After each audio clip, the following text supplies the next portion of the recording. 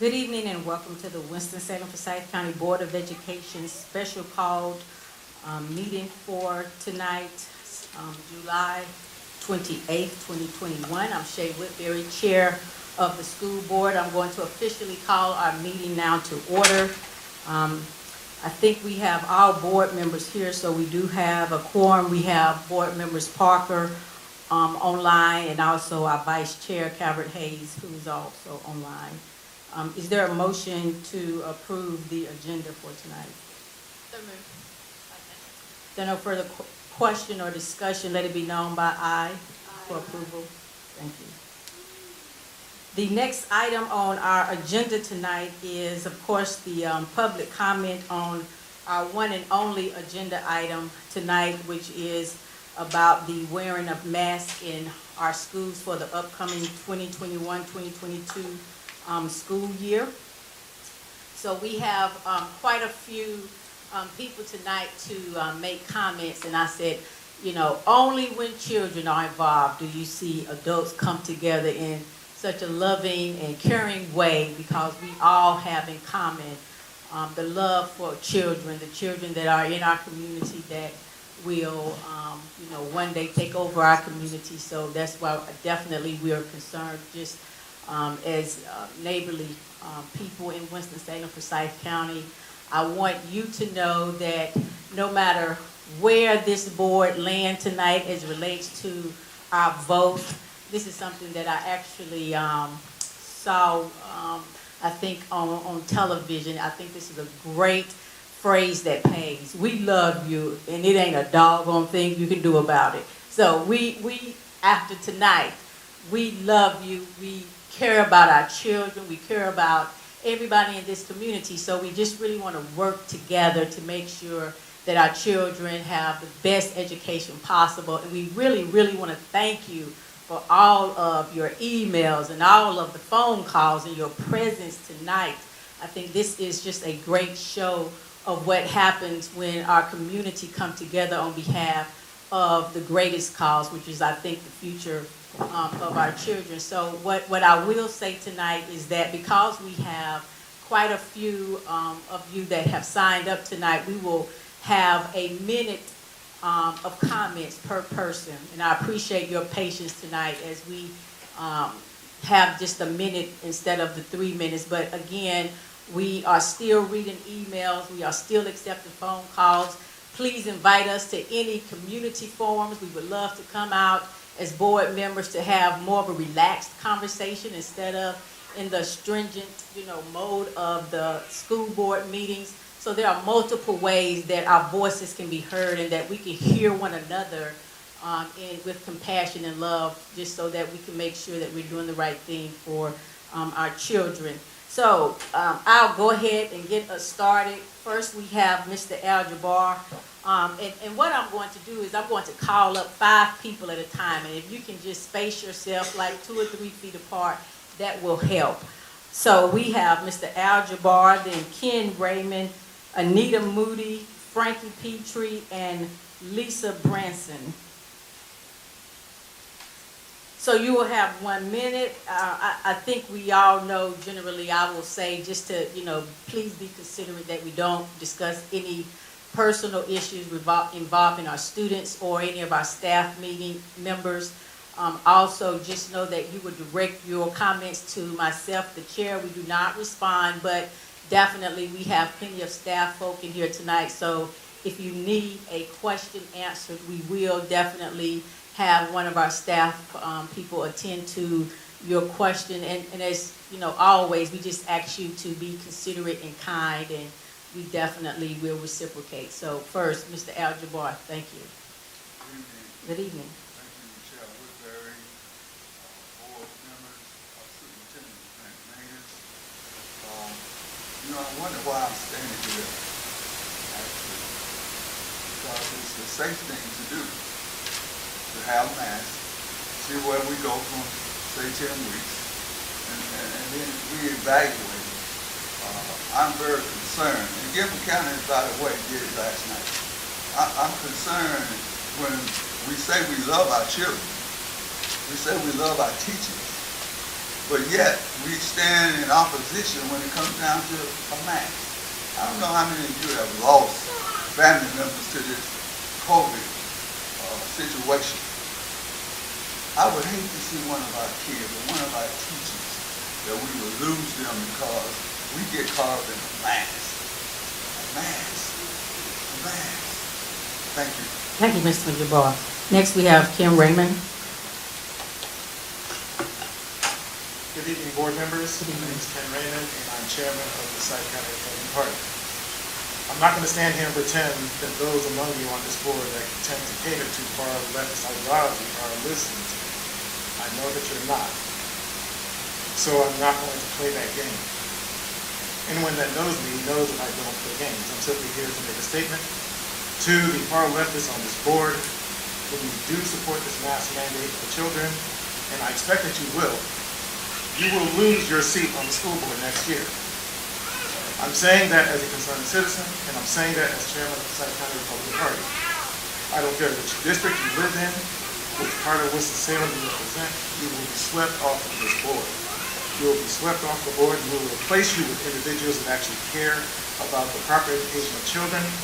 You will be replaced with individuals who want our children to grow up living in a place in peace, living in peace with people of all races. And to everyone in attendance and everyone listening to me, my name is Ken Raymond, and I can be found at forsythcountypublic.com. Let's make it happen. Thank you. Next,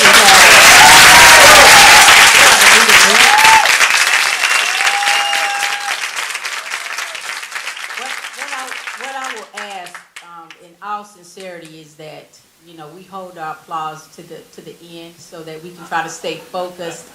And that's just in all due respect. I'm trying to be sincere until the end so that we can try to get as many people in and move the meeting forward. So I appreciate your patience. But at the end, we're going to all stand up and give each other a round of applause. I promise. Yes, ma'am.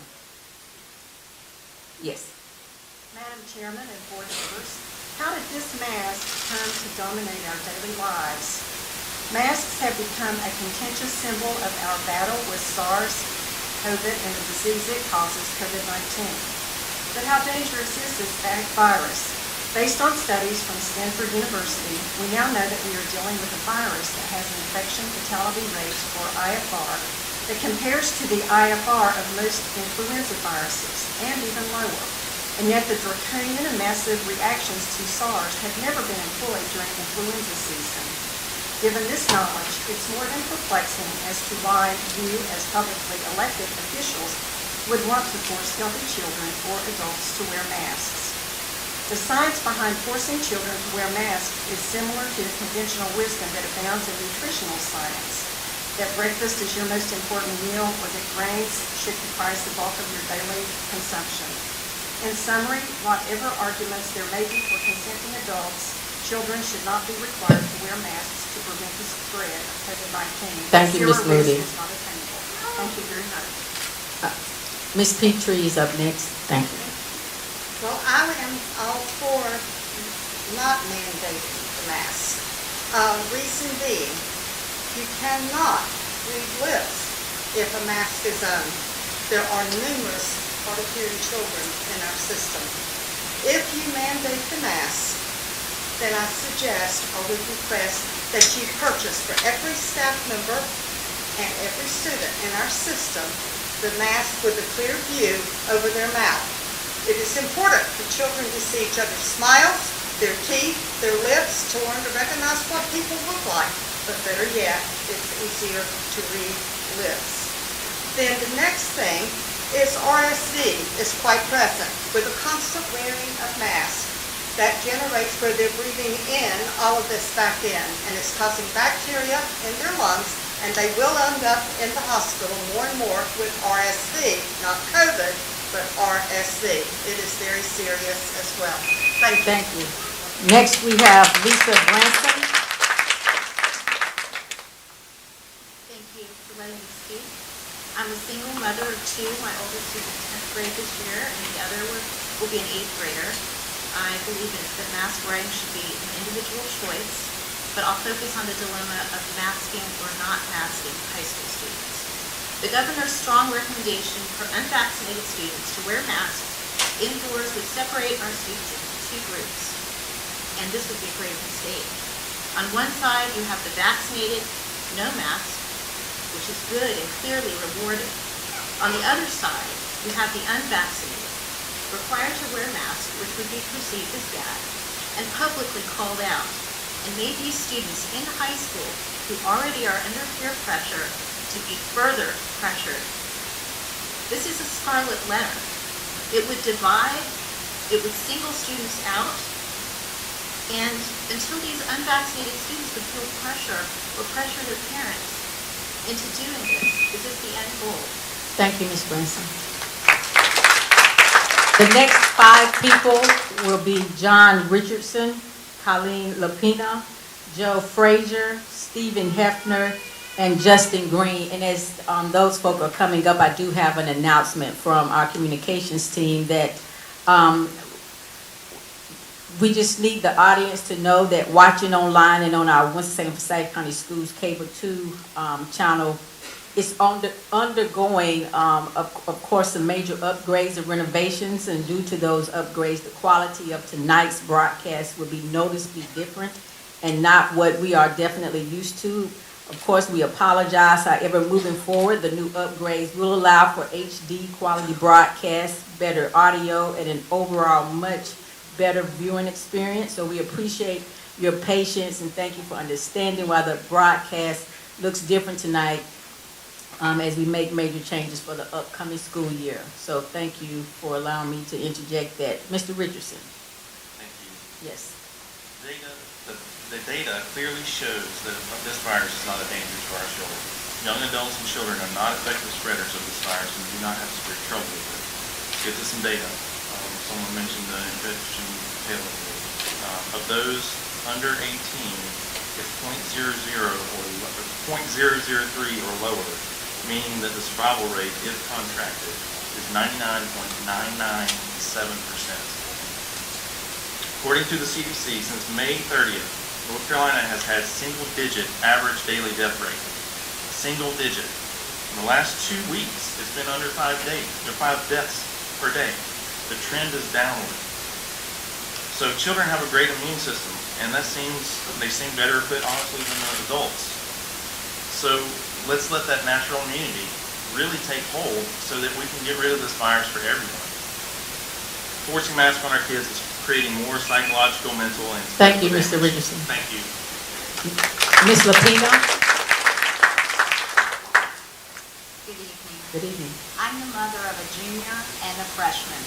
I'm asking you to allow parents to decide whether or not their child should wear a mask to school.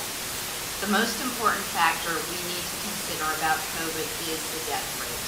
Thankfully, the death rate in the U.S. has dropped dramatically over the past several months due to vaccinations. The CDC is reporting a current U.S. COVID weekly death rate of 223 people. We must remember that each week, over 28,350 Americans die from cardiovascular disease, cancer, and car accidents.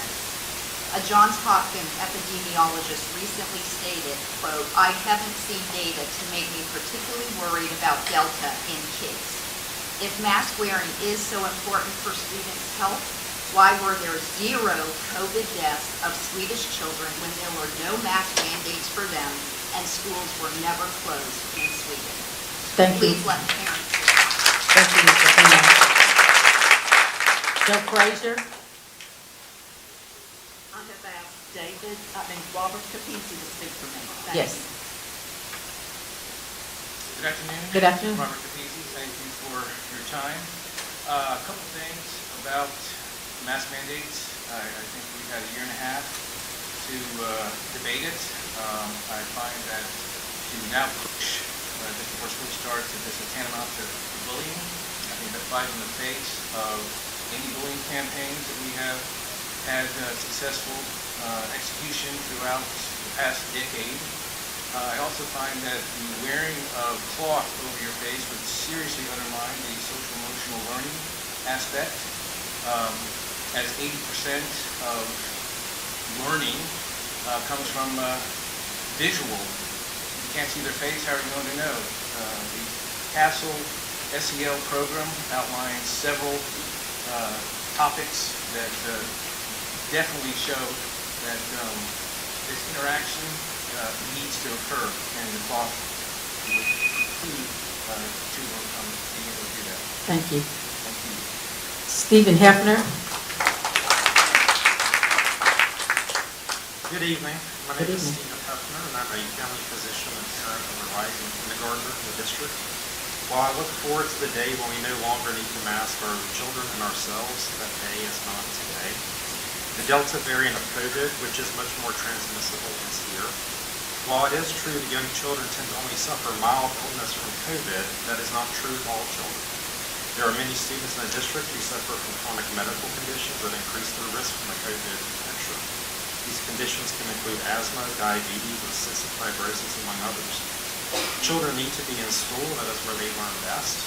Without mandatory masking of unvaccinated students, COVID will spread. Absenteeism will be high due to the need for infected students to isolate and for exposed students to quarantine at home after each exposure. For any student who is exposed to COVID multiple times throughout the year, the time away from school for quarantine could be devastating to their education and mental health. Our children need to be in school.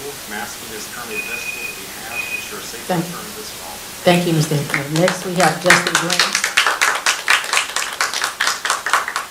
Hello, I'm Justin Green. I'm the proud parent of 2 students at Wiley Middle School and also an active volunteer in almost all the high schools for the day teams. I wanted to say 2 things. One is that the CDC, which is our biggest conglomeration of public policy scientists, made very clear recommendations yesterday. They said this Delta variant is so dangerous that we have no choice but to mask in enclosed spaces. Excuse me, people. So that's disrespectful. Well- Pull it back to 1 minute. What I will ask is that we have to model for our children what we want them to be. And although that this is a very stressful situation for all of us, I think if we show each other respect, we'll be that much better off. So I will ask that as each person come up, we give them the respect that we've shown everyone prior, even if it's something that we totally disagree. So we'll start the clock back over and we'll let you start again, Mr. Green. Thank you. I'll just continue from there. Yes, Thank sir. you, Chair Woodbury. Part of the reason I am here today is because of that laughter. It's not recognition of what the science is borne out to be. We could quote different abstract scientists who aren't part of the mainstream to try to demonstrate this isn't very harmful. I could then cherry pick those arguments and present those to you. But the fact is the best scientists in our nation have gotten together and said what we need to do right now, even for us in this room, is to mask. The Delta variant is so dangerous that it can spread, and it is spreadable amongst individuals. I saw a bunch of signs about choice. The truth is our students don't have free choice in schools. They have to follow dress codes. They have to follow safety protocols. And in this instance, we have to make the proper choice to privilege life, which is to make sure that we don't spread disease further. Thank you very much. Thank you. The next 5 people we have are Sarah Snyder, Rachel Dargis, Karen Larrabee, I think, and I'll make sure you can correct me when you come up, Val Young and Nakia Reed. Yes, ma'am. Chair Woodbury.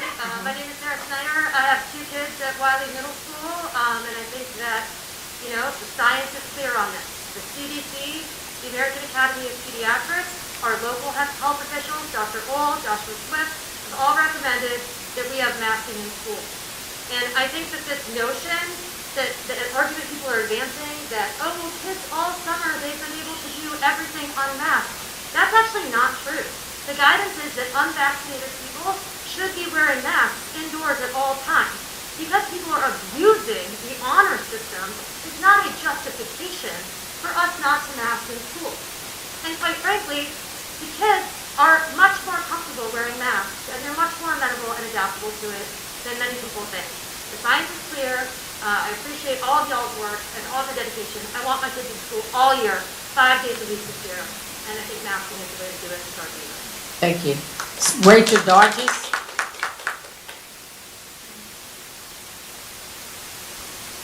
Good evening, and thank you for allowing me the opportunity to speak. I have a doctorate in physical therapy and 3 young children who I hope will attend Clemens Elementary this year. As a healthcare provider who uses evidence-based treatments daily, I have always been taught to critically analyze data and use research to guide my treatments and procedures. I would like to ask you to do the same. Statistically, our children are at the lowest risk of suffering harm from COVID. In fact, the CDC states that most children with COVID have mild or no symptoms at all. Children are also statistically not shown to be spreaders of COVID. Did you know that in the fall of 2020, 11 school districts here in North Carolina with more than 90,000 students and staff were open for in-person education for a 9-week period, and there were no cases of student-to-student transmission. Even the CDC states, and I quote, "The general public should be educated about mask use because cloth masks may give users a false sense of protection because there is limited protection against acquiring infection." Thank you, Ms. Dargis. Thank you. Next, we have Carol Larrabee.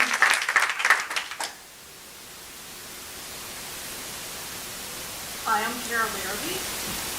I'm one of the sandwich generation who have elderly parents that I'm taking care of and a child at school. My 88-year-old father passed away last year after 6+ visits to the ER, and he was after which he was finally accepted in the hospitals.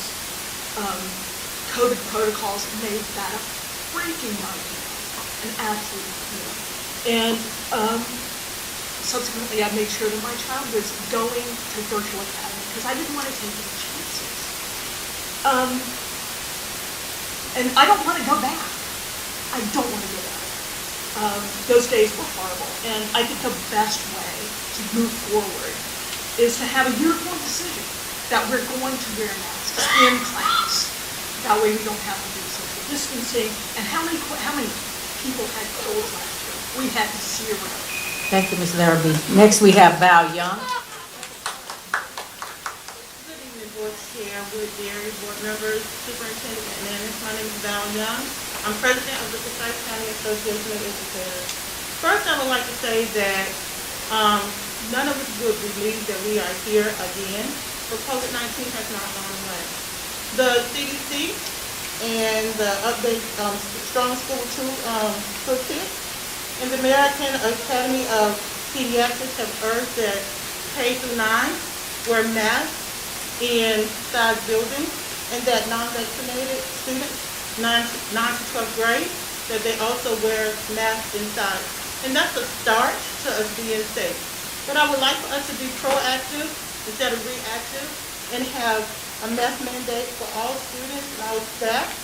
We need to listen to the experts as we follow their directions for masking up, which keeps us safe and thriving and in school this year. Thank you. Thank you. Next, we have Val Young. Oh, sorry. Nakia Reed. Thank you. It's Nikki, but that's okay.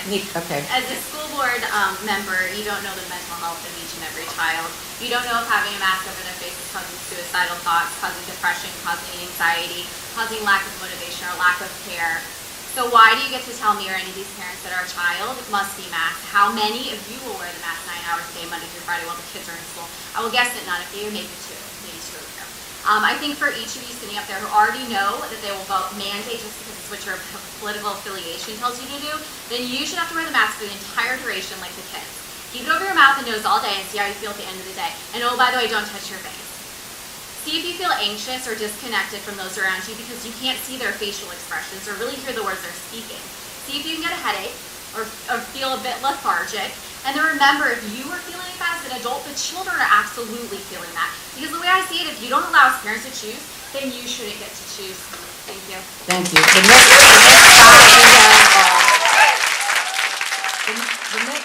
The next 5 folk are Rod Swain, Nate Frame, Margaret Carter, and Emily Saunders. So before Mr. Swain comes up, you can come on up, Mr. Swain. Thank you, sir.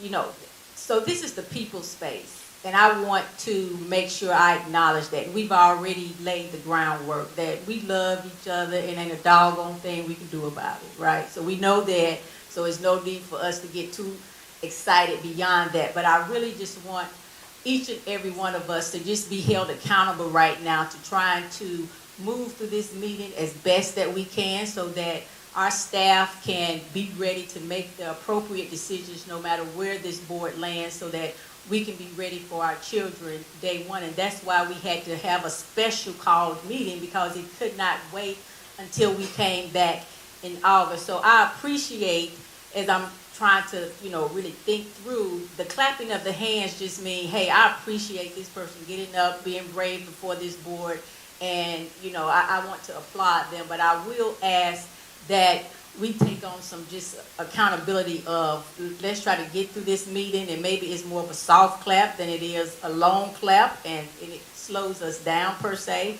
But I want to put that out there, and let's just, be mindful of it. But this is our space, and I hope that we can all respect that. So, Mr. Swain, you're up.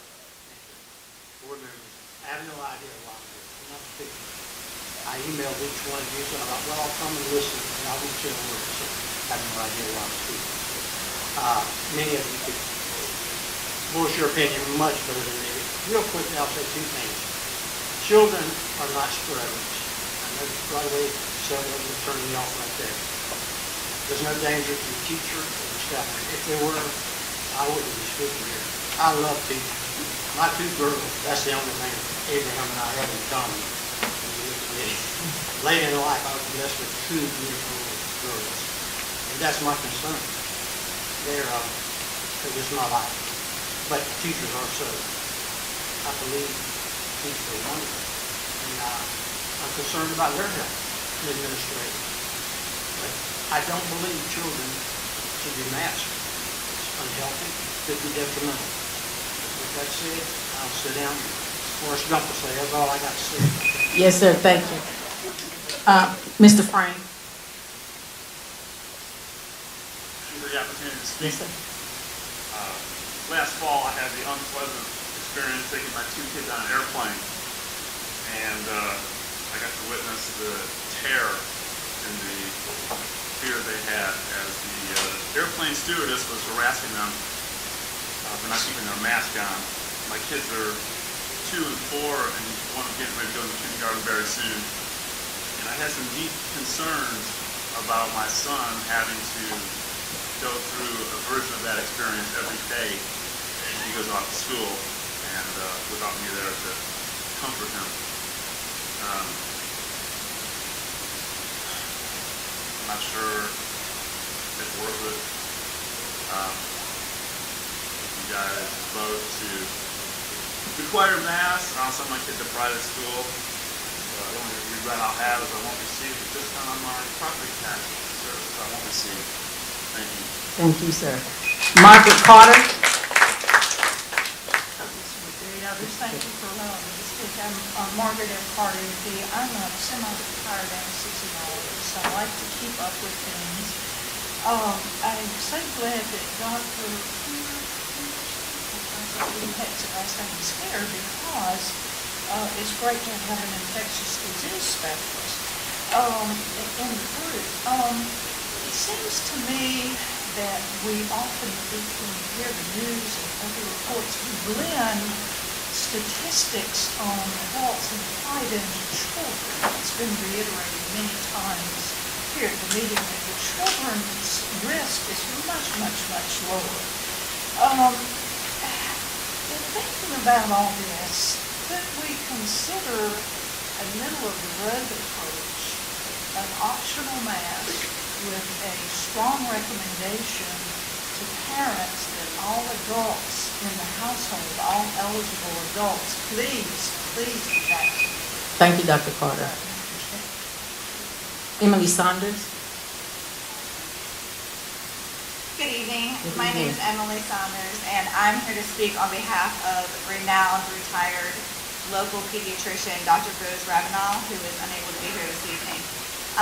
There is a handout available which summarizes Dr. Ravenel's 1,400 hours of research during his retirement during the COVID pandemic. This is his statement. I am a retired pediatrician after 37 years practice and 11 years of academic pediatrics. I have devoted about 1,400 hours over the past years studying all aspects of the COVID pandemic. I urge you school board members in the strongest manner to avoid any form of face mask mandate for children during the upcoming academic year. In that handout that I've provided, Dr. Ravenel debunks the 22 studies that were provided by the Cooper administration that supported his mandate. I urge you to consider the handout that you have available to you and to consider Dr. Ravenel's request. Thank you. The next 5 people are Paulo Ruiz, Melissa Paulson, Ashley Wallace, Christy Adams, and Susie Stammy, I think. And please correct me when you come up if I've mispronounced your name. Yes, you go ahead. My name is Paola Ruiz. I am the parent of a 5-year-old who arrived in kindergartner in the public school system. Last year, he went to pre-K in a public school system as well, and he adapted very well quickly to the great protocols that the school system put in place to keep him safe. He wore a mask, he followed sanitation and social distancing. This year, I'm here to ask and to request, same thing, sorry, I'm nervous, that we keep our children safe, that we put in place sanitation protocols, and consider what the science has for us to review and consider, which is that children wear masks indoors since they're not vaccinated. My child is 5. I want him to have fun in his first year in kindergarten, enjoy his time there, and to be able to be there the whole entire school year. And if wearing a mask until we figure out what the heck we can do to keep everyone safe is what's necessary, then that's what I urge. Thank you for your time. Thank you. Ms. Melissa Paulson. Good evening. I'm Melissa Colson. Thank you for allowing me to speak tonight. I'm the parent of 2 children, 2 third graders in the school district, and I'd like to urge the board to require masks in the schools. I hear people in the audience, picking studies and different doctors and whatever to support their view, but the fortunate thing is that none of you have to make this decision. You don't have to analyze the science, you don't have to have a medical degree, because we have excellent agencies doing that on our behalf. CDC, American Academy of Pediatrics, and North Carolina Department of Health all recommend mask wearing indoors in schools for children. We were successful last year. The school district was successful last year in preventing COVID-19 outbreaks in our schools with the mask requirement. So, we've got the Delta variant now posing a greater threat to young people and to everybody. So let's keep our kids safe and healthy and keep the masks going to school. Thank you. Ms. Wallace. Good evening. Here we go again. We spent all of last year asking for a choice to send our kids back to school to get the education that they deserve. We had to fight way too long, and our children had to lose way too much before they were finally able to return to school, something that they should have never lost in the first place. We can never give that time back to them. Now here we go again, just asking for a choice for students and teachers to decide if wearing a mask is best for them. I've had many teachers that have reached out to me that want mask optional, that are too afraid to speak up. The majority of the people who are fighting so hard to keep our children masked are the same people who fought so hard to keep our kids out of school. They are the same ones that said last year that masks won't work in school and that so many would get sick and die if our kids were allowed back. I'm not asking for you to ban all masks. I'm asking for a choice for parents to decide what's best for their families. Let us have that right. 17 counties have already done it and make masks optional. Thank you so much. Thank you. Next we have Christy Adams. Thank you for having me here tonight. I'm a registered nurse and I'm a mom of 2 elementary school children. I'm begging you to please require our children to wear masks in the classroom. I have a child who has asthma and that concerns me a lot. I know he can wear his mask, but it works much better if everyone is wearing masks and helps to protect him. Please listen to the CDC guidelines that have been established. Also, I don't know if any of you are going to believe this, but last year both of my children were in school. Neither of them complained at all about having to wear masks. It's just a part of their day. It's just what they do. They actually wear it outside when they play with their friends in their neighborhood. No complaints at all. My one son actually feels so much safer with it on. So I just would really like to please those students who wear masks. And it's not a permanent thing. This is just temporary. Just let us do this for a few more months and then do it. Excuse me. Thank you. Ms. Stammy. Good evening. My my name is Susie Staney. I'd like to begin with an excerpt from the Declaration of Independence that we all should know. We hold these truths to be self-evident that all men are created equal, that they are endowed by their Creator with certain unalienable rights, that among these are life, liberty, and the pursuit of happiness, that to secure these rights, as the wireless comes up, governments are instituted among men, deriving their just powers from the consent of the governed. The school board is the government. We are the governed. You derive your power from us, the people. You act on our behalf. You are not here to serve a party or other institutions. With that knowledge and the outpouring of support for unmasking our children, we do not give you consent to place any mandates of mass, experimental, non-FDA approved injections or testing on our children. These are medical decisions that should be made by parents and their children, not the school board. The Declaration of Independence was written in a time in our history when Americans were being bullied by tyrants, forced to do things against their will and against their own good judgment. Thank you, Ms. I would Staney. ask that you just not mask our kids. Thank you. The next 5 people we have are Yvonne Williams, Beth Bean, Holly Cartwright, David Cartwright, and Chase O'Brien. Good evening. Good evening. My name is Yvonne Williams. I'm the president of the Winston-Salem Forsyth County Retired School Personnel. I'm speaking as an individual. The Winston-Salem Journal this morning had an editorial. It was entitled, "Do What's Best for the Children." The subject of the editorial was the very important vote that you all will make tonight regarding whether or not to require the wearing of masks for K-8 students. We are a public school system. It's our job not to only make sure that our students receive the best education possible, but it's our job to protect them as well. The number of diagnoses of patients who have been diagnosed with the Delta variant has greatly increased in the last week. So I'm asking you for 2 things tonight. Number 1, please vote yes, first of all, to require that K-8 students, faculty, and staff be required to wear masks while in school buildings. Number 2, consider the fact that be proactive Thank you, and Ms. ask Williams. students to, high school students, be required. Thank you. Excuse me, no one has the right to dismiss the person that's at the stadium except the chair of the board, so I would appreciate not doing that. Thank you. Is this Ms. Bean? Yes. Thank you. Hi, my name is Beth Bean, and I wrote a speech that I've cut up and chopped up so many times, and I'm not even going to read it because everything has been said that I already believe and feel to be true. I just want to ask you to show me the science. Please show me the science that a mask can contain the spread of a virus. I found 47 studies today, 47, that say impossible. The nanoparticles are too small. A paper mask, a piece of fabric cannot contain a virus as dangerous and potent and deadly as COVID. It's not going to happen. And aside from that, there have been 32 studies I found today that talk about the negative impact of wearing masks, not the least of which is impeded breathing. How are our children going to learn if they can't breathe? Their brain needs oxygen. I'm begging you to please reconsider this and take into consideration that this is setting a dangerous, dangerous precedent for what the government can do. Thank you, Ms. Bean.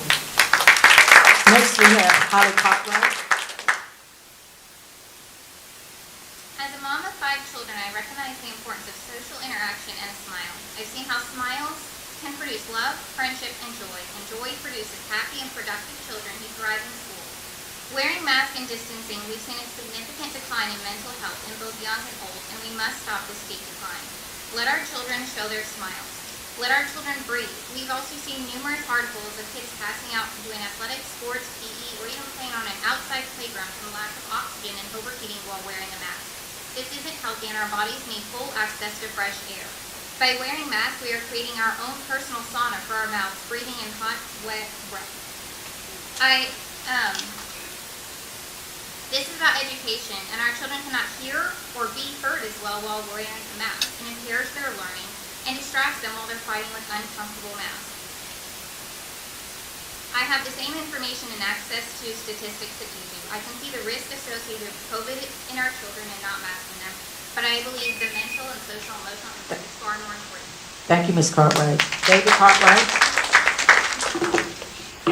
My name is David Carr, and I'm here with my wife and 5 daughters. I wanted to voice my concern along with the millions of other Americans across the country with regards to the idea of having to continue to force our children to wear masks in school. We're now a year and a half into this pandemic, and everything we've been told that works has been shown does not work, or at least be far less effective. We were originally told to social distance 6 feet, and it was 3 feet. Then masks were necessary, but then they were. Then we're told the absurd thing of wearing 2 and 3 masks. Then the vaccines were distributed, and we're told if you're fully vaccinated, you don't need to wear masks because of how effective they are, so on and so forth. But I personally believe that it's not healthy physically for our children, but also their mental health. This has been widely ignored, but the mental health of our children across the country has been greatly impacted. Now you have study after study coming out showing that masking children for long periods of time is causing social isolation, little to no interest in human connection. It's also causing our children to be paranoid, or a flu-like illness has a 99.8% recovery for adults and literally 100% recovery rate to children who have little to no symptoms from it. The parents, that's all I gotta say. Thank you, No Mr. mask Cartwright. mandate.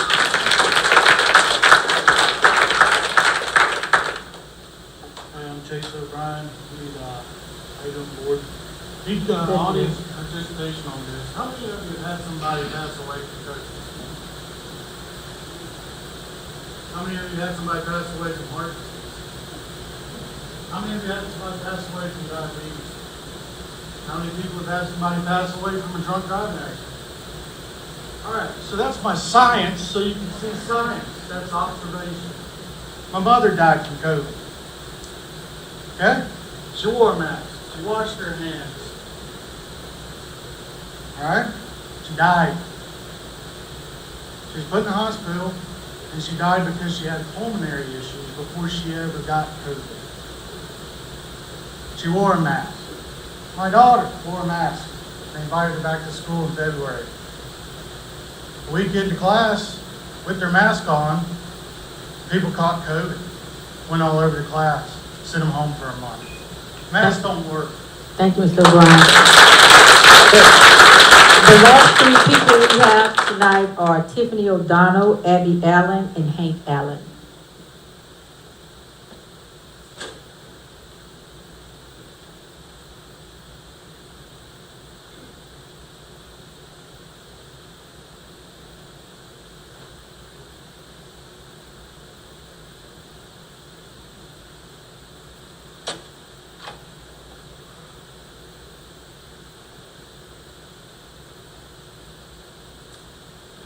My name is Tiffany O'Donnell. I'm here with my 4 children today, 3 who are in Forsyth County Schools, and I am asking for masks to be optional. I have a whole bunch of science and a whole bunch of data here, but at the end of the day, these are my kids. These are my kids. They're not your kids. It's my job to protect them. It is my job to protect my kids, even if it comes to protecting them from you guys. If you are telling them to mask, let me tell you what. The virus is so small that it passes through the mask. The virus, I have data saying here that the flu on the CDC website, that masks do not help at all with the flu. There are 10 randomized studies. All the data says it didn't help with the flu. Guess what? COVID is smaller than the flu. Don't mask my kids. Mold gets caught in masks. Toxins get caught in masks. Yeast gets caught in masks. There's more danger in masking my kids than not masking them. If I have to protect them from going to school and start a co-op community for homeschooling, I'm going to have to do it. Thank you. There's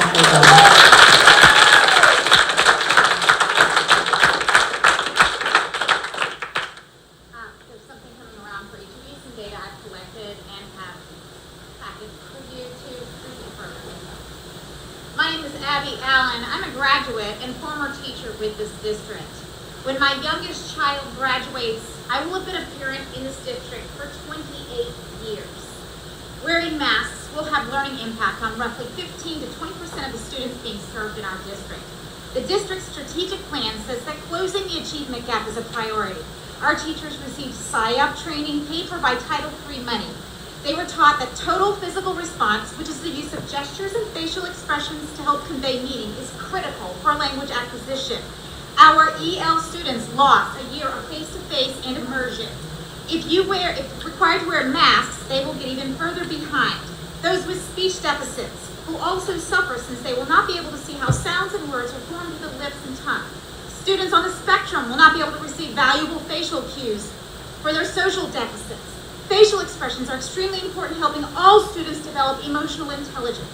I have provided you with the information to back up what I'm saying, and I request that you not make masks mandatory. I also request that you make this forum accessible so that my son can have. We're going to have the microphone, but your point well taken. Thank you. Yes, ma'am. And I would just like to let you know that right now, I think Jonathan Wilson is trying to determine where we are with that. So ideally, if you have any materials for security's sake, just give it to our attorney, Ms. Jenkins, and then they will bring those materials up to the board. So I just want to let you all know that I think that's why Jonathan Wilson came in, because we were kind of out of protocol, but no worries. So I think next we have Hank Allen. Thank you. Hi, my name is Hank Allen. I'm a student at West Forsyth High School. I'm concerned about forcing masks on for unvaccinated students only. This is essentially labeling and segregating students. It is wrong, and I believe it will also taint the way some teachers will respond to students. I've spent the summer socializing with friends without masks. Since I'm a quadriplegic, I don't get out much, and my friends have visited my home and close company all summer. We've all been healthy and happy, which has helped me especially adapt to my new injury. I trust my parents to make medical decisions for me since I'm a minor, and I think that mandating masks is overreaching for the school board. I'm requesting that masks be optional for those who want them.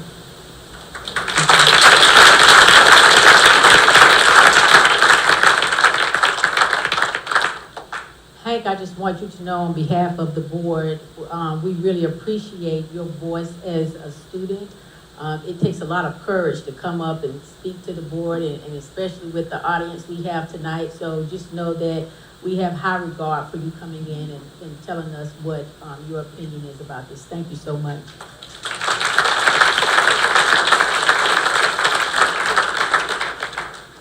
That was a great reason to clap for our students, right? We're gonna get through this together. The next item on our agenda is actually the one discussion item by our Superintendent, Tricia McManus, the COVID-19 and return to school update. Thank you. Chair Woodbury, board members, I'm just going to go through a couple of slides. I actually am probably going to skip most of them because I think there's one main one that is going to really just guide the recommendation that my staff is making to the Board of Education this evening. The others were just informational items. Let me see if this works. It does. First of all, I wanted to start by saying that it's great that this year we're not sitting here making decisions about returning kids to school, because kids need to be in school. And so my recommendation tonight is going to be about kids being in school and not getting to a place like last year.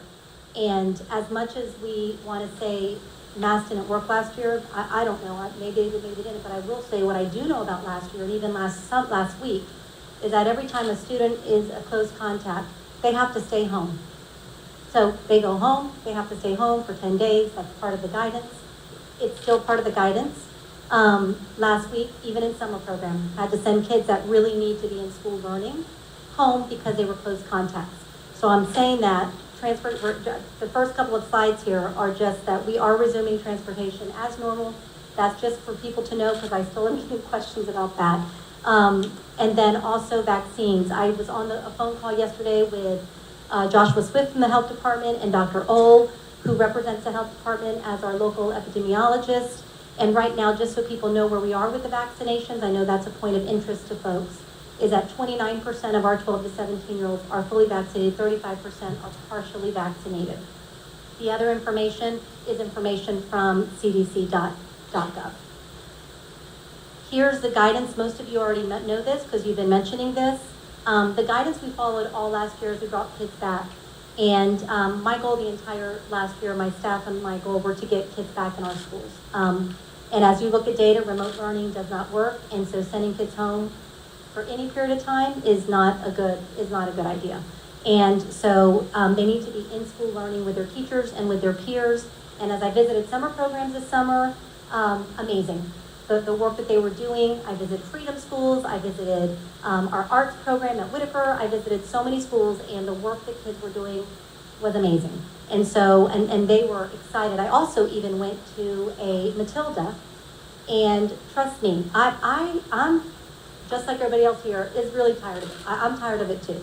And so are my kids, and so are my family, everyone is. But even in Matilda, the students all performed with their masks, and I was like, oh my gosh, I wish they didn't have to, but they did, because that's still part of the guidance, and they did an amazing job. It was just an amazing performance. So I will say, all of the people that we listened to last year as we came back to school, which were, the American Academy of Pediatrics really wasn't one of our sources last year. It really was the Strong School Toolkit the entire year, the CDC, which is really what the toolkit was based on, the ABC Collaborative, which we've partnered with and many other districts have partnered with, and then Dr. Ohl and the Forsyth County Department of Public Health. And so those are still the folks that I have spoken to in the last couple of weeks, have met with, just to, again, get their guidance, because that's what we did last year throughout the year to bring kids back into our buildings. And so here are their recommendations. I'm not going to go through them. Everybody has been seeing all the recommendations and all the emails. We've gotten probably 400, I would say, in the last few days. And much appreciated, and to see how people are feeling about this. This is where I want to share, as my staff and I have talked about it, because we've gone back and forth, having deep conversations about what is the right thing to do for our children. We are committed to their academic and social, emotional, and physical health. That is what we're about. We have very strategic, rigorous goals to move the needle for all of our students. And so I will tell you, on the left-hand side of this, we are going to continue contact tracing. That's still part of the toolkit. We have to continue that. But I will say this is what's new in the toolkit. And this is what's going to be the precursor to my recommendation slide. Because I feel like my goal as a superintendent is to have students in school as much as possible. And it was very disruptive last year. If any of our families had to either have their own child quarantined because they were a close contact, or have an entire classroom quarantined, we have a lot of parents that had to go through that. A couple of times, it was almost, I think maybe 3 times the entire year, it was most of the school. And so I will say, in the new toolkit, and I'm not sure if everyone's read this, but if you are in a mask and you are close contact, you don't have to quarantine this year. That is a big difference that is in our toolkit. If you are wearing a mask, you do not have to quarantine this school year. And so that is in our North Carolina Strong Schools Toolkit. If the person next to you ends up being a positive case, just because you were in the classroom with them within 3 feet, you do not have to mask. You do not have to quarantine for 10 days. That is a change to our toolkit. And so honestly, that is the one and only change that is really, I'm not talking about spread. I'm not talking about science. I am not an epidemiologist. I listen to those that are. I am none of those things. All I am is a person that really cares about our kids. And so at the end of the day, because I want kids in school, because I don't want to go back to where, right now we were at 13 cases a day in our Forsyth County at positive cases, just 13 a day. That's minimal of positive cases, to 39 a day in 2 weeks. And the prediction is to keep going up and then come back down and be at a better place. More people are getting vaccinated, which Dr. Ohl, his biggest message to me when we spoke this week was, as more people get vaccinated, when that spike goes up, it's coming back down. And he said, and this is not going to be a forever thing. So my recommendation, and then I know we'll go into discussion about it, the recommendation of my team, is that we approve the universal masking inside the buildings beginning August 2nd through the first quarter, and that we will review prior to starting second quarter. They will not be required outdoors, which means we would want kids getting outdoors frequently for mask breaks and getting those masks off. And it's also part of transportation, being on the transportation vehicles. So based on what we've learned from the experts that we've listened to for a year and a half around this, that allowed us to bring kids back safely and educate them. I wish it would have been all year. We want that to happen this year. They need to be in school. And so it's just the first quarter of a recommendation, which follows the guidance we've been given from all of the experts that we communicate with regularly. So that is a recommendation of my staff. Thank you. So I'm going to go ahead and call the motion, and hopefully during discussion and question part, that's when we can ask the superintendent the questions, and make any comments as board members. So is there a motion to accept the recommendation? I of the move that we superintendent? accept the recommendation as given by the superintendent. Second. Any further question or discussion? Chair Woodbury. Yes. I make a motion. Oh, I'm sorry, Lila, we already have done that. Sorry about that. That's okay. I'm on this, not right there with y'all. But I'd like to make a motion that we make this optional. It's important to me that I. We already, Board Member Hayes, we've already made the motion. Someone has already made the motion to accept the superintendent's recommendation. It has been seconded, so we are in question and discussion right now. But, and that's just because you can't really hear what's going on. Yeah, it's a delay. Sorry about that. Go ahead. Go ahead. Okay, Yeah, go ahead. I would like to ask. I'm sorry, Ms. Monson. Okay, thank you. So, just a couple, I think, a lot has been said, and Superintendent McManus, I appreciate your, you kind of cutting through a lot of the slides that people have already seen and kind of getting right to the chase. My problem with this mandate is that it seems that we are, as a district, a little hypocritical and kind of talking, in my opinion, out of both sides of our mouth. And, to me, if this were something that we knew we were going to recommend and that we're saying that this is so critical to keep school moving forward, then I wonder why we would bring top district adults, every principal and APs in the district and board members to a 3-day in-person retreat where masks were optional. I mean, we did that.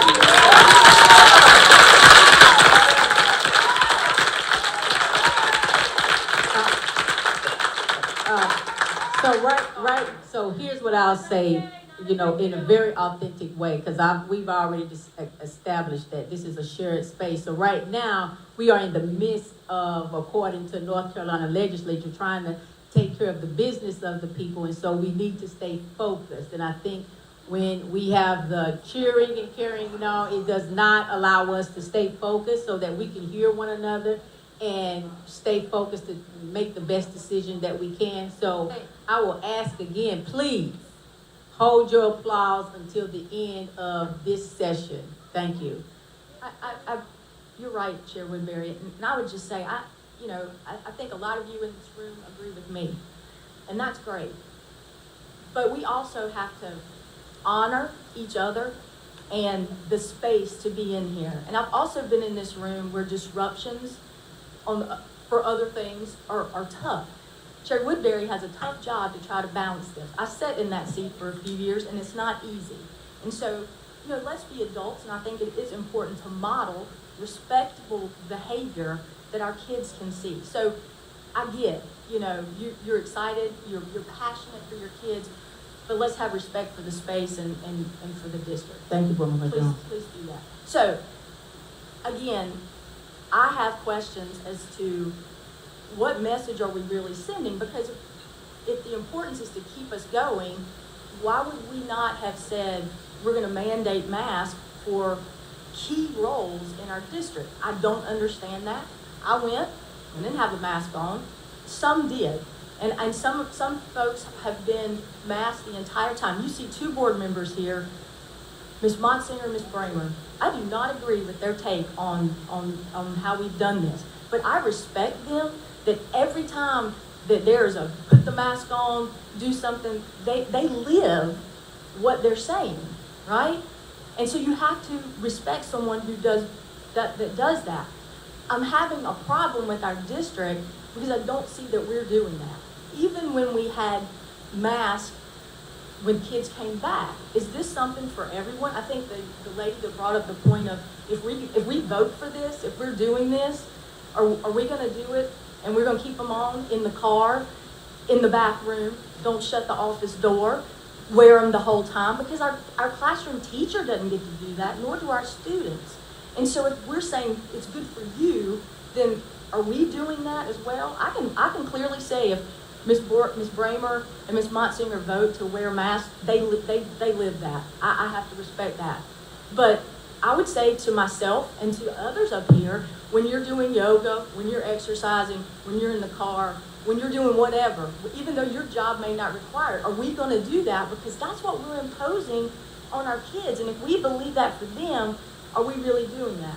The other point I have, and I'll be quiet for now, but it's hard for me, just like when we were talking about coming back into the building last year, it amazes me that we are such a great district with such talented people and resources, but we couldn't get our kids in the building quicker than a lot of districts last year. And again, already Cabarrus, Caldwell, Catawba, Cleveland, Iredell, Statesville, Lincoln, Rowan, Salisbury, Union, and Stokes. Somehow they can do it with optional masks. And they feel like that they can still serve their students. And I don't understand why we in Winston-Salem, Forsyth County don't feel like we can do it.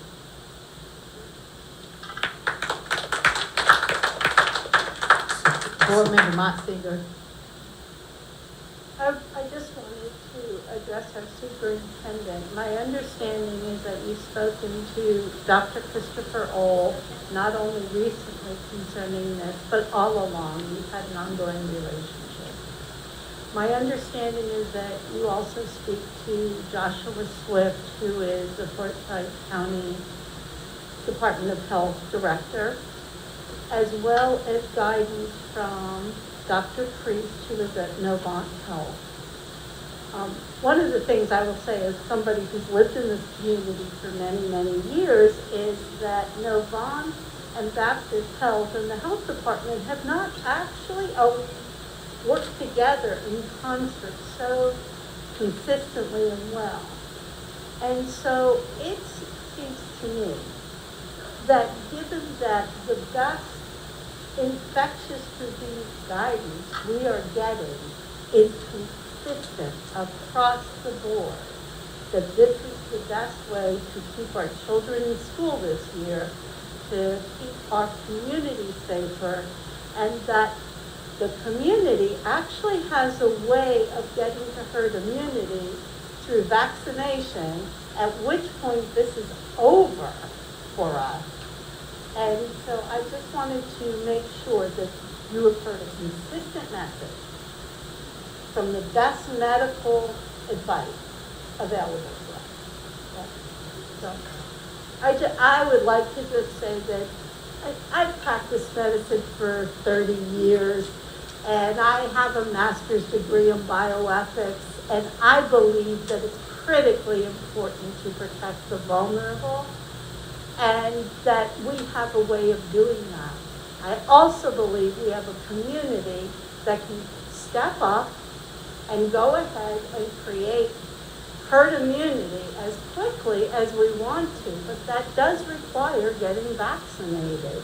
And until that happens, I want us to protect our children, and I want to protect our staff, and ultimately I want to protect the well-being of all of us. So thank you very much. Board Member Bohannon, and then I will get Board Member Parker, and then Board Member Bramer. Thank you, Chair Woodbury. Madam Superintendent, just a couple of questions. So first, throughout the summer, as we've been having summer programs with children, have children and staff been required to don masks when children are in our buildings? Is that the way, do we have that in place right now? Correct. So, and any adult visiting, going to a campus where there are students, need to be masked. Okay, but it just hasn't been so, like, if it's all adults, then the masks have been optional. If it's all adults, just like everywhere else, masks are optional. Strongly encouraged, strongly recommended, which is what the message, if you are not vaccinated. Correct. But if you are vaccinated, the recommendation has been it's okay. It was still strongly recommended, okay, but it wasn't a requirement. Right. And so, a question about the changes. So this year, when we ended last school year, we didn't have volunteers in schools, right? The expectation is that this year we will start to allow volunteers to come into schools. Correct. Okay. And then in your conversations with Dr. Ohl, some of the other experts, the Department of Public Health, could you talk a little bit about their justification? Like, have they, you were asking questions, what are they concerned about that sort of makes them so, in line and together on the recommendation for the mask? That it's going to be a way for us to actually be able to move forward and not have to shut down schools in general and not have to send children home. Same things that I've actually based the recommendation that I made on is what they're concerned about. Board Member Parker? I have a point of clarification. I'm sorry, it's difficult to hear remotely sometimes. Was the recommendation for all students K through 8 or all students K through 12? It was all K through 12. Thank you. Board Member Bramer? I just want to make a quick check, and this is my clarification. I think your mic, make sure your mic. It's on. Okay. I'm sorry, I have it pulled down. Many of these recommendations, they came in this week, correct? They've been updated within the past 2 weeks. I believe the toolkit was updated, was it last week, Deanna, or?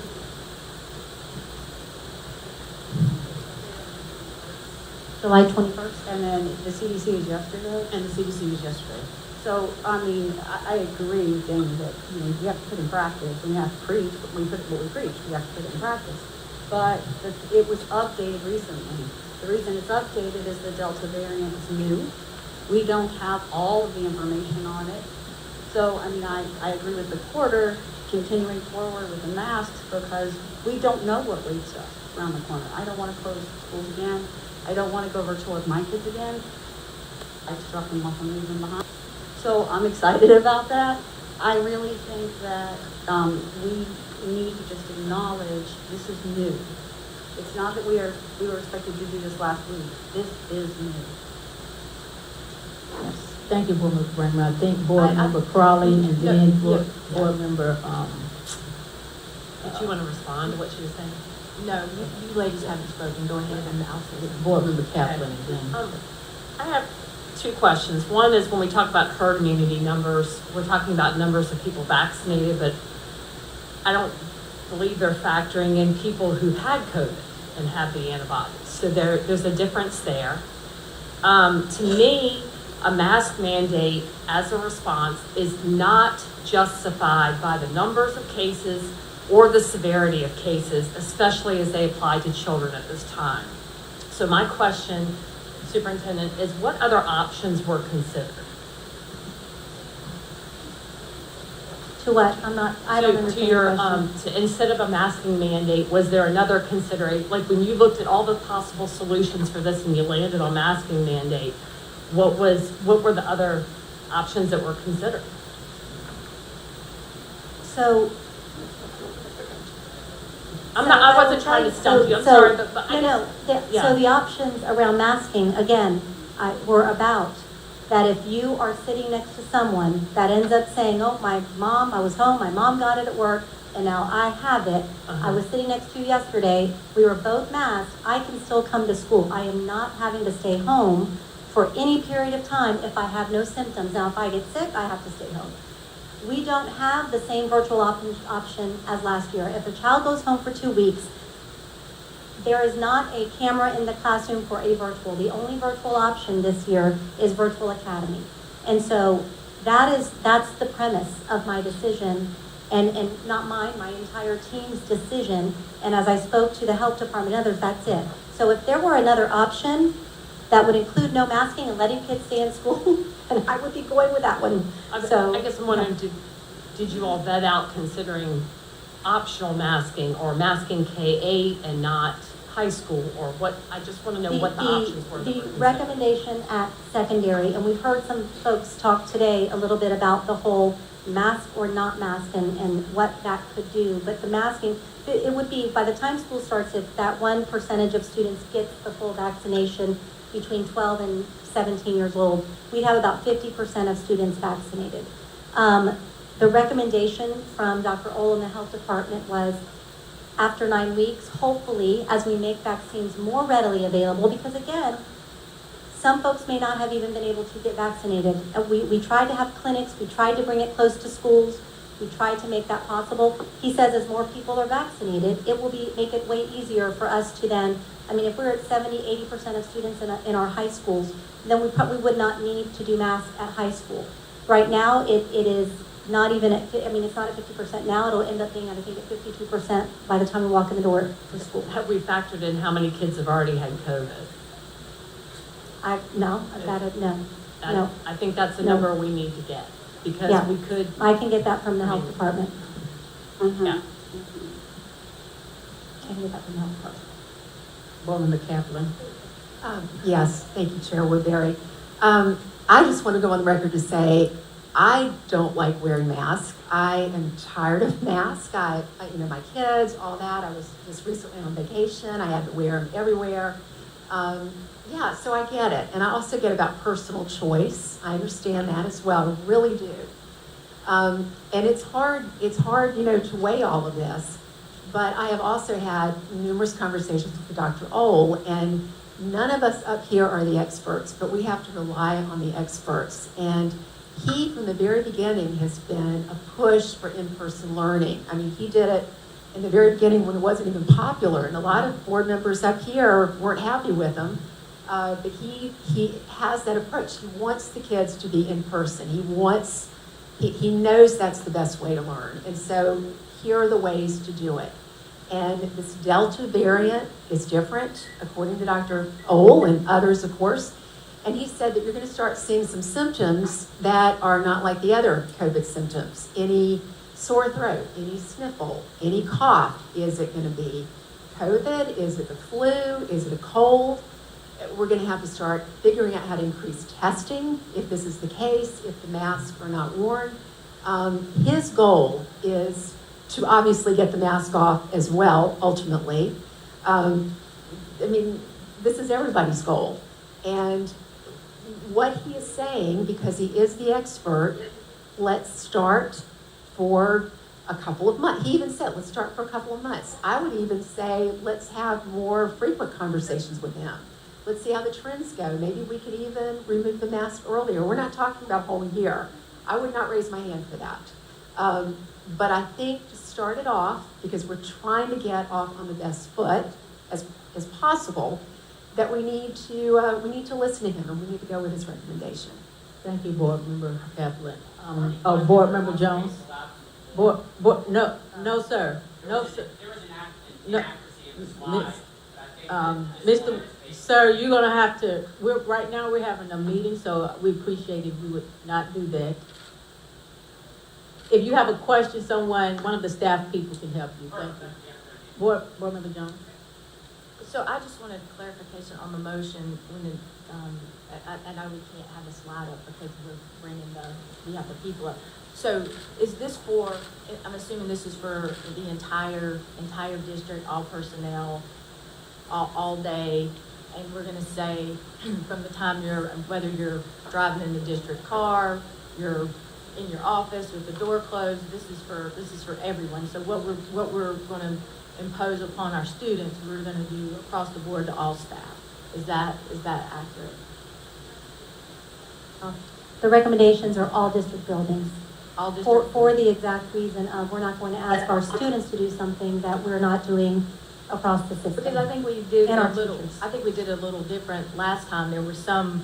I think that some folks that were like in cubicles versus offices, and it was a different time. So I'm just making sure that what we're doing to the classroom, we're making sure we're doing that in operations, transportation, everywhere. If you're in a building or in something, you've got to Inside a building. Outside, Okay. kids don't have to wear them either.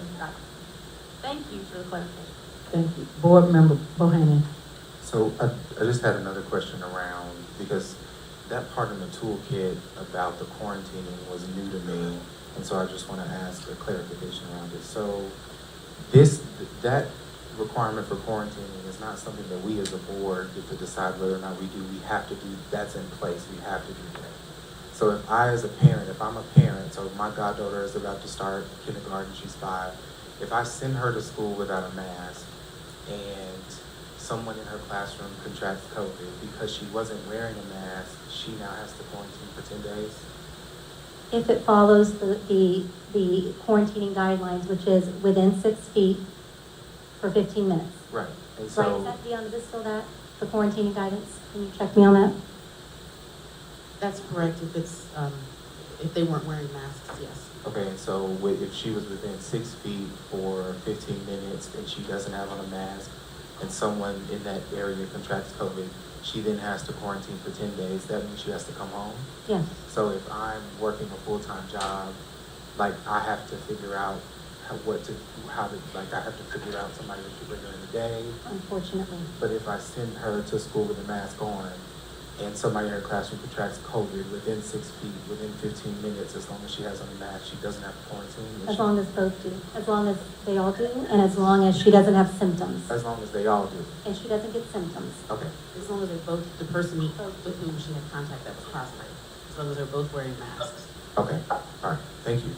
Board Member Calvert Hayes.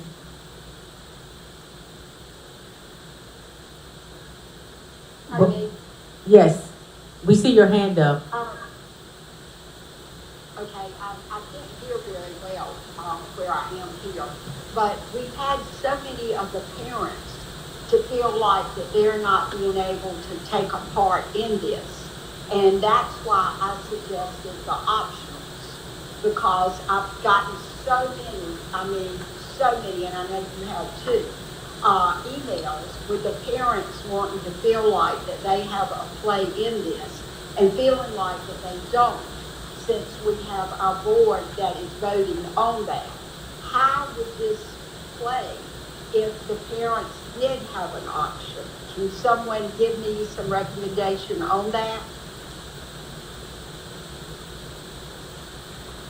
So if the parents had an option, so some kids would have a mask, some would not? Yes, I've noticed in several of the counties, they do have options. Can you give me how that would work in our school? So they would have an option if they were a close contact, because we also know that students, once they leave school, are, family members are not necessarily, I'm not going to say all because I'm not going to generalize, they might be doing other things where no one's masked, and there are chances that someone will still get COVID, a child. And so if they come back to school not knowing, if they're, asymptomatic or sitting next to another child that is unmasked, they're going to have to quarantine. That just like last year, it would be the same thing. If there are 10 kids sitting in the area and one is unmasked and one is masked, they all quarantine if they are close contacts. And again, we're trying to get, one of the slides I didn't show is our classrooms are going to be set up again to be positive learning environments. Last year when you walked into some, because of the guidance from the state, they were more sterile. You didn't have the rugs, and you weren't able to put kids at all in groups. Everything was rows and 6 feet apart, and things were very different. And I can see at that time, it wasn't the learning environment that students were used to that would be hands-on. Even manipulatives were prepackaged, individual. Those were all the guidelines we had to follow last year. That is not the case this year. We want kids to come back and to feel like, okay, this is my classroom. They can still have a carpet on the floor. They can sit on the carpet and read. They're not going to be sitting in desks, in rows. So the learning environment, we're trying to make that very positive for students. And I know some people think, well, that mask is going to take away from that. The thing is we're trying to weigh, my team and I, is the mask for 9 weeks. What's the worst of the two? That for 9 weeks and keeping kids in school, or having the quarantining constant, because our kids are going to be together. They're not 6 feet apart in classrooms. They're not 3 feet. We're not making anyone stay away. Everyone can come back, and they're going to be sitting close to each other. So Board Member Calvert Hayes, if 2 kids are sitting next together, one is masked and one unmasked, one ends up being positive, then both students, would quarantine, and anybody else that might be within 6 feet for more than 15 minutes. It would follow the same guidance as last year. So again, that's what brought my team and I to that decision. So Does that make sense, Board Member Calvert Hayes? So are you saying that if they wear masks and someone gets COVID in the classroom, then they do not have to quarantine for that length of time? Correct, and I'm going to, Dion, can you reiterate that from the toolkit, because you've been studying it in depth as well? Yes, according to the current toolkit, and this is for students only, if a student who's not vaccinated is considered a close contact with someone who is confirmed positive for COVID, they will not have to quarantine if both individuals were wearing masks appropriately and consistently. And so that is different from the previous versions of the toolkit. That's only if they're vaccinated? That's if they're not, and our younger students cannot be. But then, do you want to tell, I didn't bring in staff with the toolkit. Will you tell them what the toolkit says about staff? Is that only if they are vaccinated? So if an individual is vaccinated, they do not have to quarantine if they are in close contact with someone who's tested positive for COVID. That's actually the rule that was existing prior to the most recent toolkit. If they are not vaccinated. We have so many that are so young they can't be quarantined. You know, they can't have the vaccination. Is that correct? Right. That's correct. It's not eligible yet for children up until age, is it 12? 12. So our 12 so that quarantine is not covering all our kids, just the portion that are vaccinated, correct? No, it's masked. It's the one, Lyda, it's the one who are masked. If can't be vaccinated. Right, so if they are masked and the other people in the classroom are masked, they do not need to be quarantined. But if they're not masked, then they do. And part of this is to avoid having to quarantine classrooms. Okay, thank you for explaining that. You're welcome. Can I ask one? Crowley, I think, had a question, and then we'll go right back to, thank you for explaining though to Board Member Calvert Hayes. So it's about the same thing. I understand the masking part and quarantine. How does vaccination status affect quarantine, and how does, if you already had COVID, affect quarantine? So if you are vaccinated, fully vaccinated, which is identified as being at least 2 weeks after your second dose of a 2-dose vaccine, or 2 weeks after your first dose of a 1-dose vaccine, if you are considered fully vaccinated and you have close contact with someone who's positive, you do not have to quarantine. For individuals who have the antibodies because they previously tested positive for COVID, I believe that if my recollection serves me correctly, they do not have to quarantine within the first 3 months after testing positive, but after that they will. Board Member Monson. Yeah. My understanding is that people end up with a stronger antibody response when they have been fully vaccinated than when they've had COVID. But that is my understanding, and I am not a epidemiologist saying that that is factually true.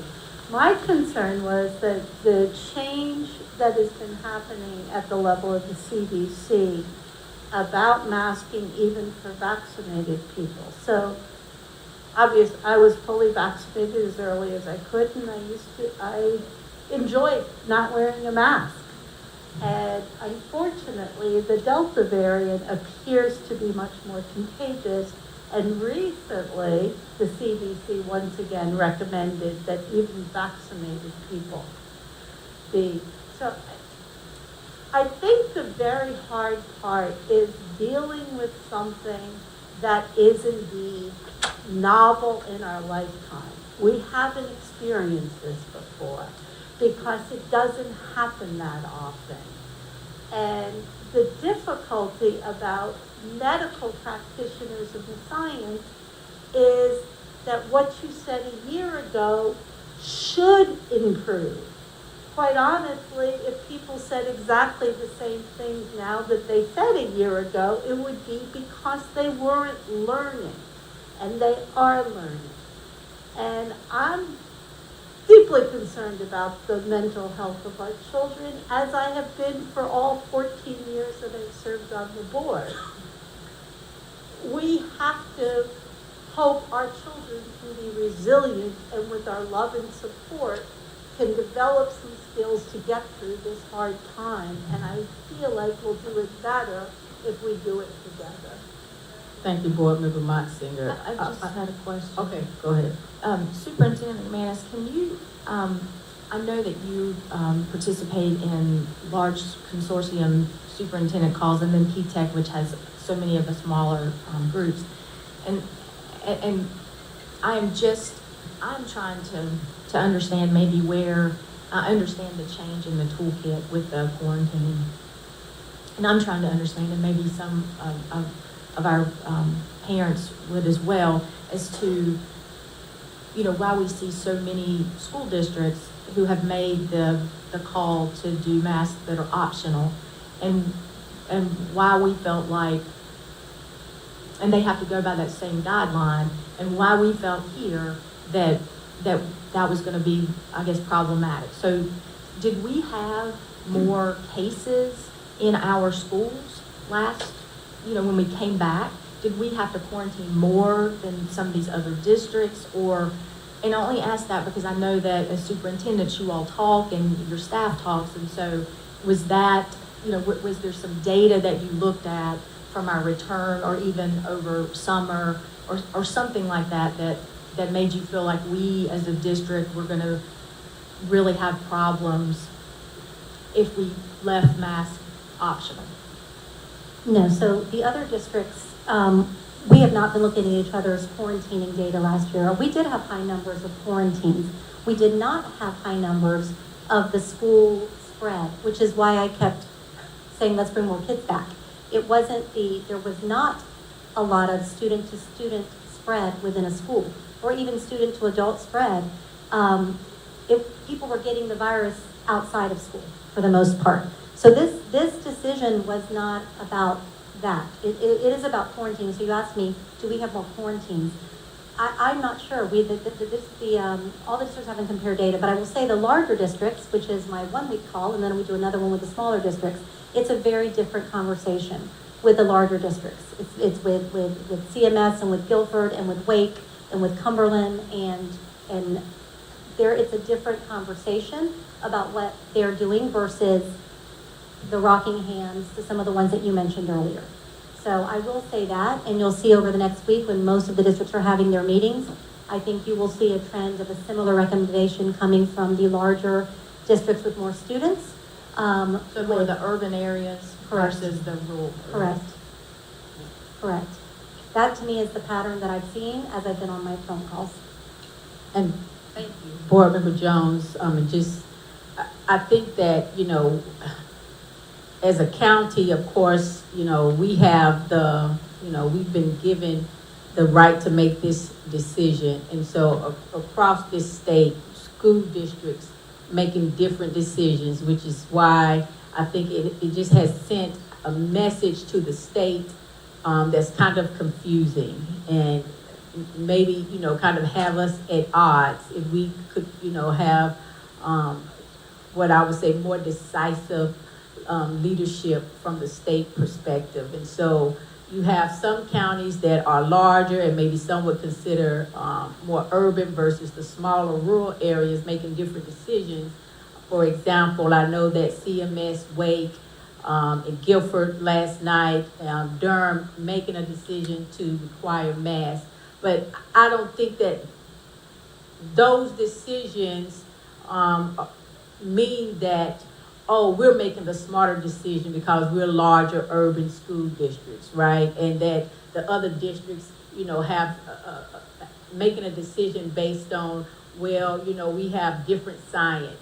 All of us, I think, as school districts, trying to make the best decision based on our community, based on the information that we're getting, based on the recommendation of our superintendent. So I do understand the frustration with the counties trying to make these decisions, and try to really do, the best thing. But, to your point, Board Member Jones, it seems like the smaller districts are going, in the direction of option versus the larger districts going in the direction of more required, decisions. So, Board Member Bohannon, I think you have a question, and then I would like to move in the direction of calling the vote for the motion.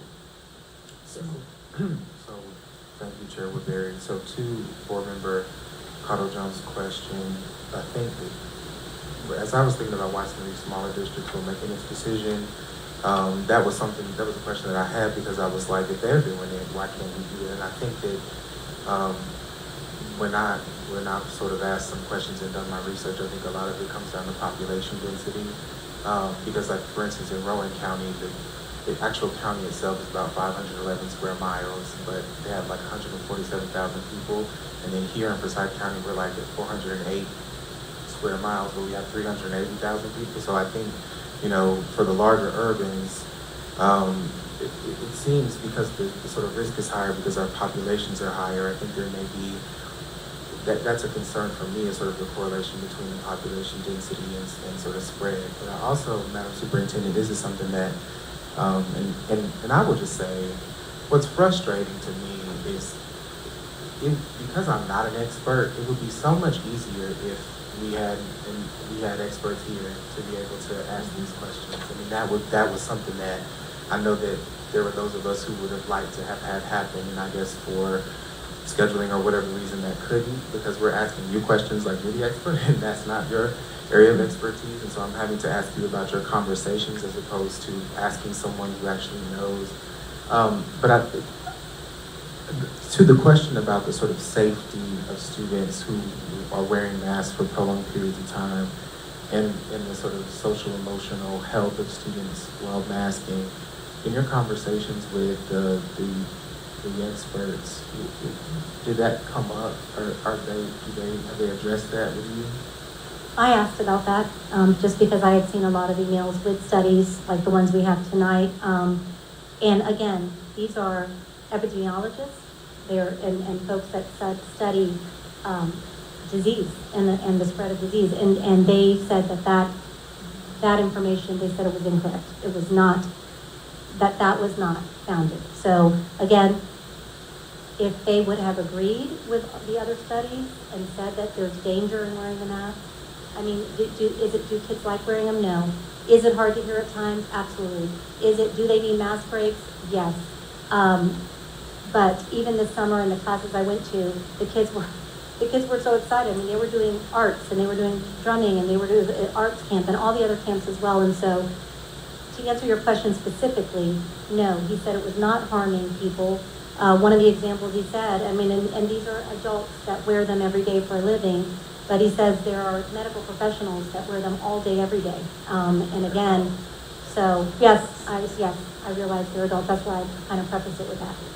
But anyway, but they're, again, the answer that I got from that was no. So, or I would have brought that up tonight.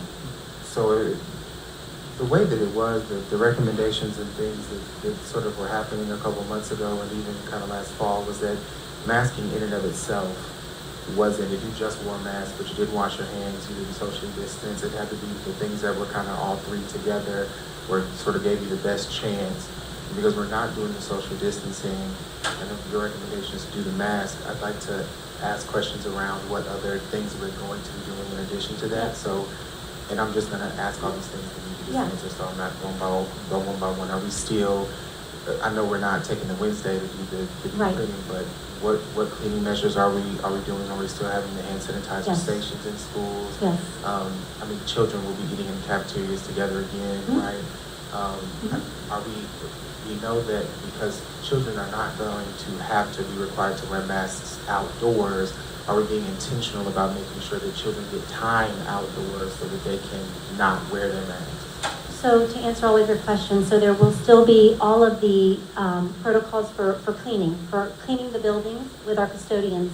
It will just happen daily with extensive cleaning of the classrooms. There will still be cleaning in between classrooms in common areas like restrooms, so during the day. Classrooms will still have access to hand sanitizer and cleaning wipes and all of that will still be, that's already on the order, will be in classrooms. We will continue to work on our HVAC systems, that's part of our ESSER funding. So our facilities will make sure that we have good air quality in our classrooms. And then the mask breaks. We will ask that kids get mask breaks. I don't think a student should wear a mask for 6 hours either. And so that is why, going outdoors, and there are options, even walking up. Like last year it was when you pulled up on the campus. No, that is not the case in cars. We will not be mandating that when you're in cars with your parents. We will not be doing the screening when you get out of the car. We need it to be the system of, yourself and your children. If they're having symptoms, we trust our parents will keep them home. We are not going to get out and ask 25 questions and make them go through all this stuff and none of that. But we know that people will not send their students to school. We know that parents, if a child is not feeling well, they'll keep them at home, so we're not going to do all that. You don't have to wear a mask in the car line. You don't even have to mask when you get out of the car because you are not indoors. It is when you walk into a school building that you would put on a mask. And when you walk outside for either recess or for PE or for any kind of after-school activity that is outdoors, you can take your mask off at that time. So it is different than the application we started with last year. Last year, kids had to wear masks originally even outdoors. And so that changed this summer. So we're advancing through this process, and I can promise our goal is to get them off as quickly as possible. So I hope I answered all your questions. If there's anything I left out, I'm happy to respond. Chair Woodbury, I have one important question before we call the question. Yes. Before we mandate anything, I think it is very important to hear how this mandate will be enforced and what are consequences for non-compliance. So, first of all, we have a mask policy, and last year when people brought up the entire thing about consequences, we did not get into a big story about that because this is not about masking police and consequences. And honestly, if that is happening around I saw an email where someone mentioned that with a child, and I did not see that happening last year at all. Our principals, we've talked a lot about masking and experience for kids. I didn't even see a lot of, and I was in schools weekly, I didn't even see a lot of even having to remind kids about the mask. And honestly, you can touch your face. I mean, masks come down naturally when you're talking. And so you will be having to adjust it and readjust it. If a child is struggling with the mask, we are here as adults to say, okay, let's do something for this child if they're struggling with a mask. This is not you wear your mask or you are going to, we're saying wear your mask. Everybody wear your mask. And I'm going to tell you, that wasn't a problem it was not a problem for our children last year in our classrooms. And even no matter what level. This was elementary, this was pre-K, this was middle school, and this was high school. I do not know of one child, and I could be wrong because maybe there was one somewhere, but if I knew about it, something that was either sent home, that was referred to anything because they were not wearing their mask. The one thing about it now is there was such a heightened fear last year when all this happened. We were trying to get kids back in school, and I could see why at that point people would be extremely stressed about, oh my gosh, what if? We didn't face a lot of the what ifs. Kids are not going to get in trouble. They will follow the instructions. They're going to follow the mandate. And honestly, as soon as they walk out of the door, take it off. This is 9 weeks. Students are not going to get punished. There are exceptions. Dion, we have a mask policy that provides a few exceptions. Will you please, do you have that handy that you can read them? I do, and they're also listed in the toolkit as well as far as exceptions for mask wearing, but they are some of the ones that we've seen. So you would not be required to wear a mask while you're alone in your car. There was already an exemption for not wearing a mask when you're alone in your office with the door closed. If you have some sort of medical, behavioral condition or disability that prohibits your ability to wear a mask, you would be exempted from that requirement. If you're actively eating or drinking, if you're seeking to communicate with someone who's hearing impaired, you can remove your mask temporarily so your mouth is visible. If you're giving a speech or broadcast to an audience, working from home or in a personal vehicle, temporarily removing your face covering to secure government or medical services for identification purposes. If you would be at risk for some other medical condition by wearing a mask. If you would be in violation of any local, state, or federal regulations or workplace safety guidelines by wearing a mask, that's an exemption. If it impedes your visibility or your ability to operate a vehicle or other large equipment, that would be an exemption. or if you are, or the kind of catch-all is if you're unable to safely place a mask on a child's face because of their age or other condition. Yeah, quick question. So, because Board Member Jones asked the earlier question about, because one of the first exemptions you said was if someone had they were in their office and they had their door closed, but Board Member Jones asked a question around that, and that we want to be consistent, and I think in the superintendent's motion, or the superintendent's recommendation, is it your intention that the recommendation include, or is that an exception that's in our policy currently? So if we adopt this recommendation, then that would be an exception, because I think that then Board Member Jones' question about whether or not we're being consistent, and if that's an exception, then, you get what I'm saying? Am I making sense? So the exception about wearing a mask, not having to wear a mask when you're alone in your office was previously a part of the DHHS guidelines as a time when you're not required to wear a mask. The other exceptions I referenced are in the AR, and obviously depending upon the vote tonight, that AR can be amended or updated and revised as necessary. But the other exceptions I referenced are in our AR. Thank you. All in favor of the motion, please raise your hand. All opposed, please raise your hand. Okay. The motion carries. What about Just for the record, can we ask for Ms. Calvert-Hayes and Ms. Parker? Just Yeah, I want to be sure what they voted. I think Board Member Parker raised her hand for the motion. Is that correct, Board Member Parker? Yes, ma'am. Okay, and Board Member Calvert-Hayes did not raise her hand for the motion. She opposed. Okay, you have it now? Okay, thank you. The motion carries. The next item is that we have to go into closed session for tonight, and we appreciate you all coming tonight. And again, we love you. We love the children. Thank you tonight for your participation. Is there a motion to go into closed? Second.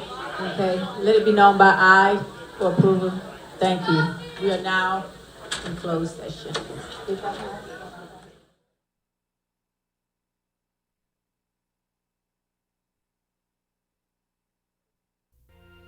Thank you for joining us on your school channel, Cable 2.